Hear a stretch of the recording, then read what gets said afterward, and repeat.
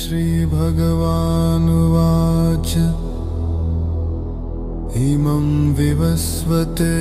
योगं प्रोक्तवानहम् अव्यहम् विवस्वन्मनवे प्राह मनुरिक्ष्वाकवे अब्रवीत्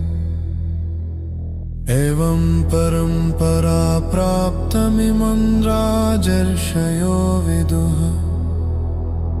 सकाले नेह महता योगो नष्टः परन्तप स एवायं मया तेद्य योगः प्रोक्तः पुरातनः भक्तोऽसि मे सखा चेत्ति रहस्यं हेतदुत्तमम् अर्जुन उवाच अपरं भवतो जन्म परं जन्म विवस्वतः कथमेतद्विजानीयां त्वमादौ प्रोक्तवानिति श्रीभगवानुवाच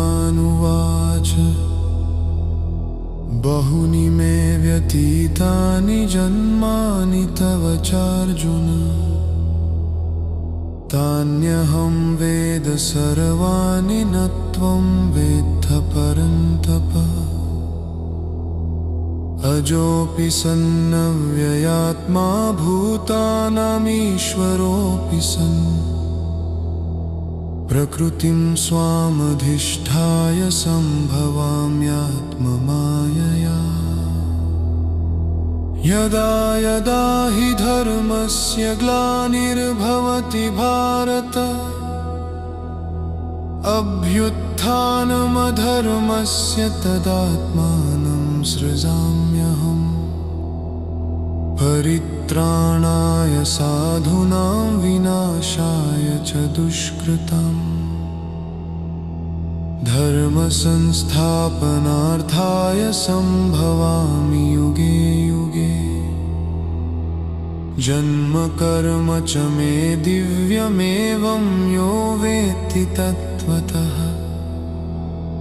त्यक्त्वा देहं पुनर्जन्म नैति मामेति सोऽर्जुन वीतरागभयक्रोधमन्मया मामुपाश्रिताः बहवो ज्ञानतपसा पूता मद्भावमागताः ये यथा मां प्रपद्यन्ते तांस्तथैव भजाम्यहम् मम वर्त्मानुवर्तन्ते मनुष्याः पार्थ सर्वशः काङ्क्षन्तः कर्मणां सिद्धिं यजन्त इह देवताः क्षिप्रहि मानुषे लोके सिद्धिर्भवति कर्मजा चातुर्वर्ण्यं मया सृष्टं गुणकर्म विभागशः तस्य कर्तारमपि मां विद्य कर्तारं व्ययम् न मां कर्माणि लिम्पन्ति न मे कर्मफले स्पृहा इति मां योऽभिजानाति कर्मभिर्न स बध्यते एवं ज्ञात्वा कृतं कर्म पूर्वैरपि मुमुक्षुभिः कुरु कर्मैव तस्मात् तं पूर्वतरं कृतम् किं कर्म किमकर्मेति कवयोऽप्यत्र मोहितः तत्ते कर्म प्रवक्ष्यामि यज्ञात्वा मोक्ष्यसे शुभात् कर्मणो ह्यपि बोद्धयं च विकर्मणः अकर्मणश्च बोद्धयं गहना कर्मणो गतिः कर्मण्यकर्म यः पश्येद कर्मणि च कर्म यः स बुद्धिमान् मनुष्येषु स युक्तः युक्तः कृत्स्नकर्मकृत्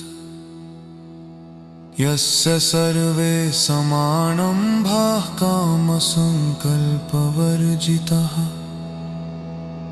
ज्ञानाग्निदग्धकर्माणं तमाह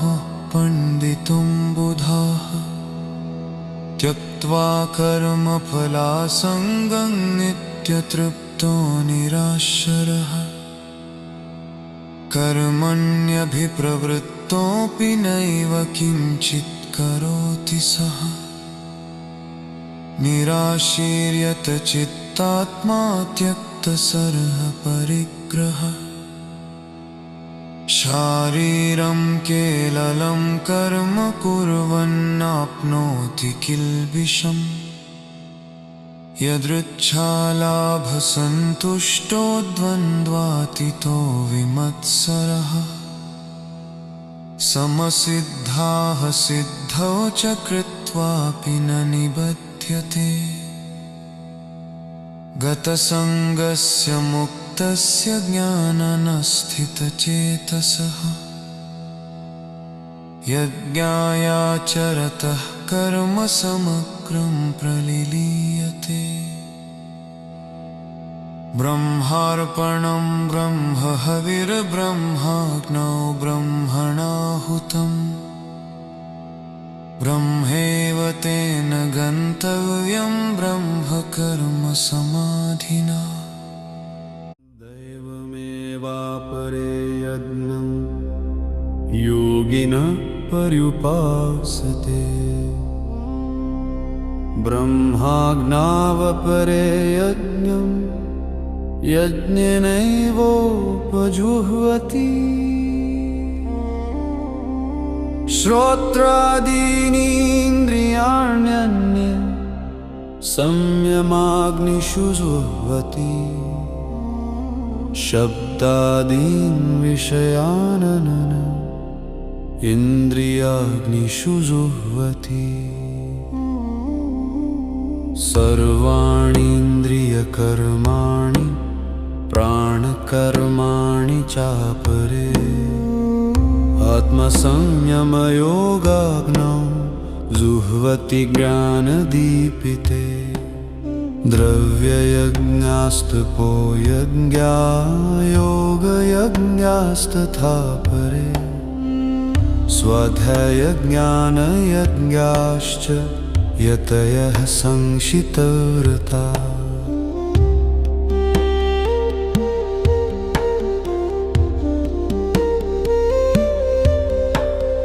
अपाने जुह्वति प्राणं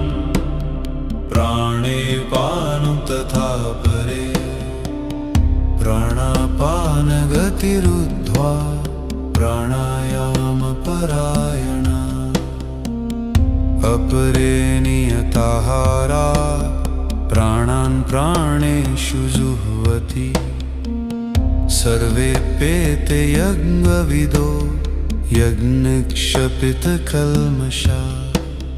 यज्ञशिष्टामृतभुजो यान्ति ब्रह्म सनातनम् नायं लोकोऽस्त्ययज्ञस्य कुतोऽन्न कुरुस्ततम् एवं बहुविधा यज्ञा वितता ब्रह्मणो मुखे कर्मजान् विद्धितान् सर्वानेवं ज्ञात्वा विमोक्ष्यसे श्रेयान् द्रव्यमयाद्यज्ञात् ज्ञानयज्ञात् परन्तप सर्वं कर्माखिलं पार्थ ज्ञाने परिसमाप्यते तद्विद्धि प्रणिपातेन परिप्रश्नेन सेवया उपदेक्ष्यन्ति ते ज्ञानिनस्तत्त्वदर्शिनः यज्ञात्वा न पुनर्मोहमेवं यास्यसि पाण्डव येन भूतान्यशेषेण द्रक्ष्यस्यात्मन्यथो मयि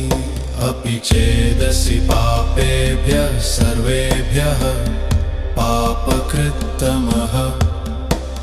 सर्वं ज्ञानप्लवेनैव वृजिनं सन्तरिष्यसि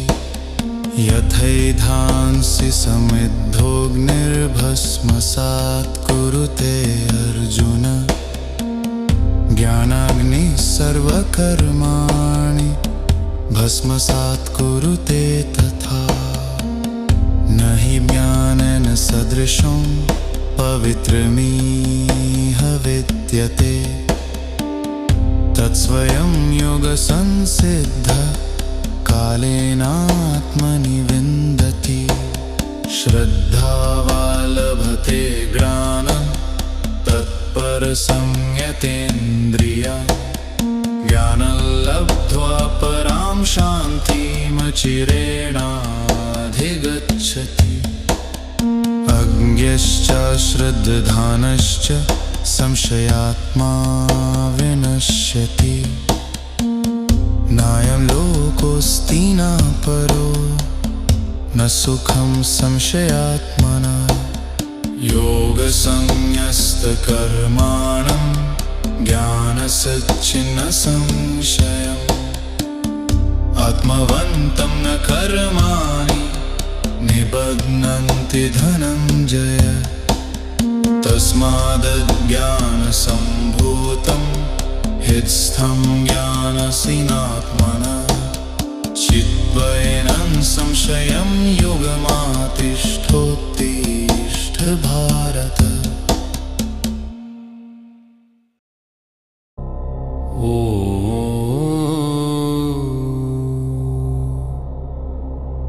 अर्जुन उवाच संन्यासनं कर्मणं कृष्ण पुनर्योगं च शंससि यच्छ्रेयहेतयोरेकं तन्मे ब्रूहि सुनिश्चितम्। श्रीभगवानुवाच संन्यासः कर्मयोगश्च निःश्रेयस्करावुभौ तयोस्तु कर्मसन्न्यासात् कर्मयोगो विशिष्यते ज्ञेयः स नित्यसंन्यासी यो न द्वेष्टि न काङ्क्षति निर्द्वन्द्वो हि महाबाहो सुखं बन्धात् प्रमुच्यते सांख्ययोगो पृथक् बालाः प्रवदन्ति न पण्डिताः एकमप्यास्थितः सम्यगुभयोर्विन्दते फलम् यत्साङ्ख्यै प्राप्यते स्थानं तद्योगैरपि गम्यते एकं सांख्यं च योगं च यः पश्यति स पश्यति संन्यासस्तु महाबाहो दुःखमाप्तुमयोगतः योगयुक्तो मुनिर्ब्रह्मन् चिरेणाधिगच्छति योगयुक्तो विशुद्धात्मा विजितात्मा जितेन्द्रियः सर्वभूतात्मभूतात्मा कुर्वन्नपि न लिप्यते नैव किञ्चित् करोमीति युक्तो मन्येत तत्त्ववित् पश्यन् शृण्वन् स्पृशन् जिघ्रन् अश्नन् गच्छन् स्वपन् ज्वलन् प्रलपन् विसृजन् गृह्णन् उन्मिषन् निमिषन्नपि इन्द्रियाणीन्द्रियार्थेषु वर्तन्त इति धारयन् ब्रह्मण्याधाय कर्माणि सङ्गं त्यक्त्वा करोति यः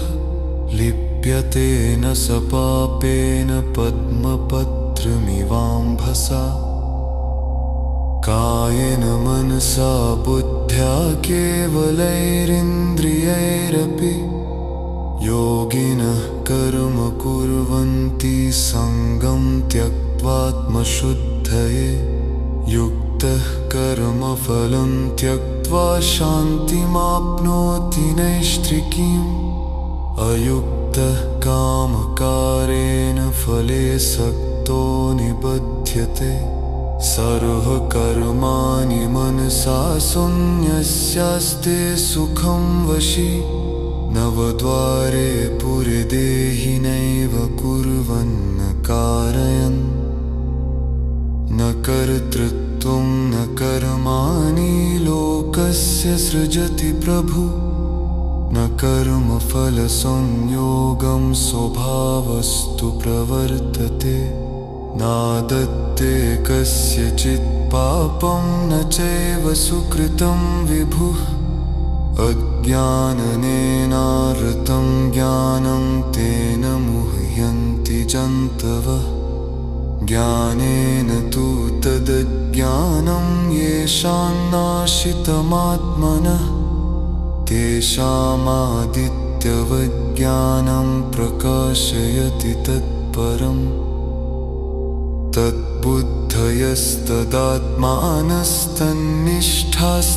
तद्बुद्धयस्तदात्मानस्तन्निष्ठास्तत्परायणाः गच्छन्त्यपुनरावृत्तिं ज्ञाननिर्धूतकल्मषाः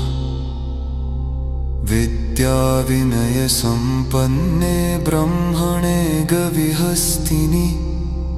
शुने चैव शपाके च पंडिता समदर्शिनः इहैव तैर्जितसर्गो येषां साम्ये स्थितं मनः निर्दोषं हि समं ब्रह्म तस्मात् ब्रह्मणि ते स्थिताः न प्ररिष्यत् प्रियं प्राप्य नोत्पिजेत् प्राप्य चाप्रियं स्थिरबुद्धिर्सम्मूढो ब्रह्मविद् ब्रह्मणि स्थितः बाह्यस्पर्शेष्वसक्तात्मा विन्दत्यात्मनि यत् सुखं स ब्रह्मयोगयुक्तात्मा सुखमक्षयमश्नुते ये हि संस्पर्शजा भोगा दुःखयोनय एव ते आद्यन्तवन्त कौन्तेय न तेषु रमते बुध शक्नोति हैव सोढुं प्राक्शरीररिमोक्षणात् कामक्रोधोद्भवं वेगं स युक्तः स सुखी नरः योऽन्तसुखोऽन्तरारामस्तथेऽन्तरज्योतिरिव यः स योगी ब्रह्मनिर्वाणं गृह्णधोऽकौति गच्छति युखं ते ब्रह्मनिर्वाणं ऋषयः चिरकविमषाः चिन्नक्विधयतात्मानः सर्वभूतहिते रतः कामक्रोधयुक्तानां नान्यकचितसां लभितो ब्रह्मनिर्वाणं वहतते दिवितात्मथा स्पर्शं कत्रोदहिर्बाह्यंश्चक्षुश्चैवान्तरे प्रभो त्राणापानो समो कृत्वा नैषात्रन्धरचारिणो यतेन्द्रियमनो पुत्रिर्मनिर्मोक्षपरायणः विगतेच्छाक्रयद्धोधो यशदा मुक्त एव सः भुत्कारण्यज्ञतपसां सर्वलोकमहेश्वरं सर्दं सर्गभोगानान्यकोनान् शान्तिमिच्छति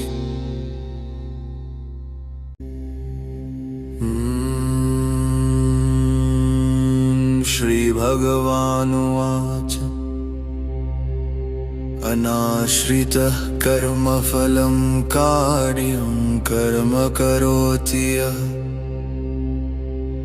स संन्यासी च योगी च न निरग्निर्न च क्रियः यं संन्यासमिति प्राहुर्योगं तं विद्धि पाण्डव न ह्यसन्न्यस्तसङ्कल्पो योगी भवति कश्चन आरुरुक्षोर्मुनेर्योगं कर्म कारणमुच्यते योगारूढस्य तस्यैव शमः कारणमुच्यते यदा हीनेन्द्रियार्थेषु न कर्मस्वनुषज्यते सर्वसङ्कल्पसन्न्यासी योगारूढस्तदोच्यते उद्धरेदात्मनात्मानन्नात्मानवसादयत् आत्मैव यात्मनो बन्धुरात्मैव रिपुरात्मनः बन्धुरात्मात्मनस्तस्य येनात्मैवात्मना जितः अनात्मनस्तु शत्रुत्वे वर्तेतात्मैव शत्रुवत् जितात्मनः प्रशान्तस्य परमात्मा समाहितः शीतोष्णसुखदुःखेषु तथा मानापमानयोः ज्ञानविज्ञानतृप्तात्मा कूटस्थो विजितेन्द्रियः युक्त इत्युच्यते योगी समलोष्टाश्मकाञ्चनः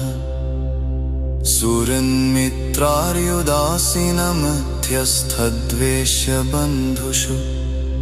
साधुष्वपि च पापेषु समबुद्धिर्विशिष्यते योगी युञ्जीत सततमात्मानं रहसि स्थितः एकाकी यतचित्तात्मा निराशीरपरिग्रहः शुचौ देशे प्रतिष्ठाप्य स्थिरमासनमात्मनः नात्युच्छ्रितं नातिनीचं चैलाजिनकुशोत्तरम् तत्रैकाग्रं मनः कृत्वा यतचित्तेन्द्रियक्रियः उपविश्यासने युञ्जात्योगमात्मविशुद्धये समं कायशिरोग्रीवं धारयन्नचलं स्थिरः सम्प्रेक्ष्य नासिकाग्रं स्वं दिशिश्चानवलोकयन् प्रशान्तात्मा विगतभिर्ब्रह्मचारिव्रते स्थितः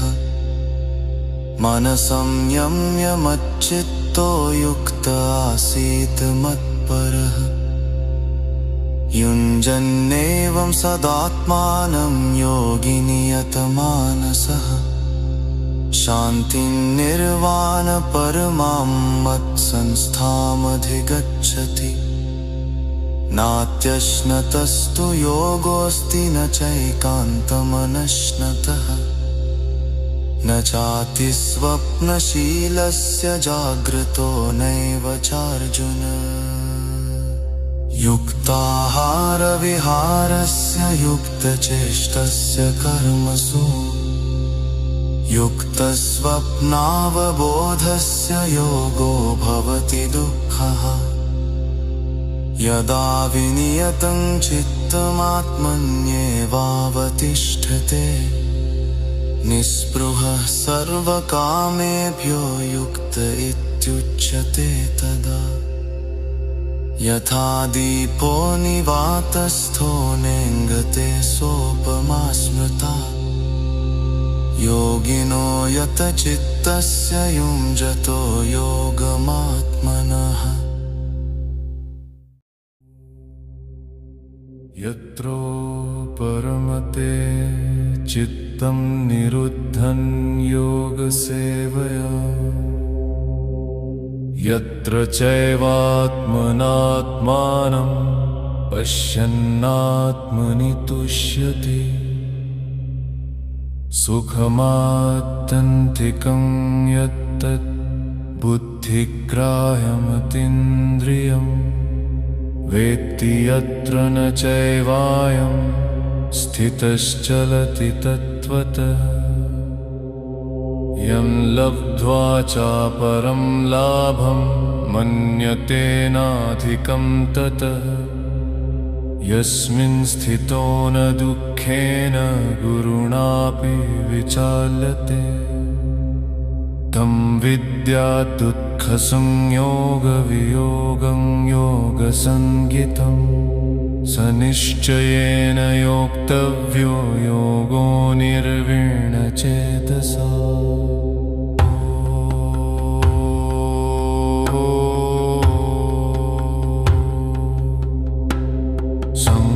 संकल्पप्रभवान् कामासक्तत्वा सर्वान् शेषतः मनसैवेन्द्रियग्रामं विनियम्य समन्ततः शनैः शनैरुपरमेत् बुद्ध्या धृतिगृहीतया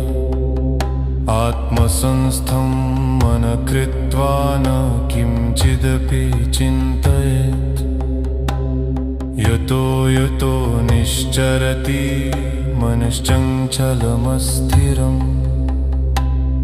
ततस्ततो नियम्यैतदात्मन्येव वशं नयेत् प्रशान्तमनसं ह्येनं योगिनं सुखमुत्तमम् उपैति शान्तरजसं ब्रह्मभूतमकल्मषम् युञ्जन्नेवं सदात्मानं योगी विगतकल्मषः सुखेन ब्रह्म संस्पर्शमत्यन्तं सुखमश्नुते सर्वभूतस्थमात्मानं सर्वभूतानि चात्मनि ईक्षते योगयुक्तात्मा सर्वत्र समदर्शनः यो मां पश्यति सर्वत्र सर्वं च मयि पश्यति तस्याहं न प्रणश्यामि स च मे न प्रणश्यति सर्वभूतस्थितं यो मां भजत्येकत्वमास्थितः सर्वथा वर्तमानोऽपि स योगी मयि वर्तते आत्मौपम्येन सर्वत्र समं पश्यति योऽर्जुन सुखं वा यदि वा दुःखं स योगी परमो मतः। अर्जुन उवाच योऽयं योगस्त्वया प्रोक्तः साम्येन मधुसूदन एतस्याहं न पश्यामि चञ्चलत्वात् स्थितिं स्थिरम् चञ्चलं हि मनः कृष्ण प्रमाथि बलवद्दृढम् तस्याहं निग्रहं मन्ये वायोरिव सुदुष्करम्। श्रीभगवानुवाच असंशयं महाबाहो मनो दुर्निग्रहं चलम् अभ्यासेन तु कान्तेय वैराग्येण च गृह्यते असंयतात्मना योगो दुष्प्राप इति मे मते वश्यात्मना तु यतता शक्यो वाप्तुमुपायत। अर्जुन उवाच अयति श्रद्धयोपेतो योगाच्चलितमानस अप्राप्य योगसंसिद्धिं कां गतिं कृष्ण गच्छति कच्चिन्नो भयविभ्रष्टश्चिन्नाभ्रमिव नश्यति अप्रतिष्ठो महाबाहो विमूढो ब्रह्मणः पथि एतन्मे संशयं कृष्ण छेत्तुमर्हस्य शेषतः तदन्न संशयस्यास्य छेत्ता न ह्युपप्यते। श्रीभगवानुवाच पार्थ नैवेह नामुत्र विनाशस्तस्य विद्यते न हि कल्याणकृत् कश्चित् दुर्गतिं तात गच्छति प्राप्य पुण्यकृतान् लोकानुषित्वा शाश्वती समा शुचीनां श्रीमतां गेहे योगभ्रष्टोऽभिजायते अथवा योगिनामेव कुले भवति धीमताम् एतद्धि दुर्लभतरं लोके जन्म यदीदृशम् तत्र तं बुद्धिसंयोगं लभते पौर्वदेहिकम् यतते च ततो भूयर्संसिद्धं कुरु नन्दन पूर्वाभ्यासेन तेनैव ह्रियते यवशोऽपि सः जिज्ञासुरपि योगस्य शब्दब्रह्माति वर्तते प्रयत्नाद्यतमानस्तु योगी संशुद्धकिल्बिषः अनेकजन्मसंसिद्धस्ततो याति परां गतिम् तपस्वी बोधिको योगी ज्ञानिभ्योऽपि मतोऽधिकः कर्मिभ्यश्चाधिको योगी तस्माद्योगी भवार्जुन योगिनामपि सर्वेषां मद्गतेनान्तरात्मना श्रद्धावान् भजते यो मां समे युक्ततमो मतः।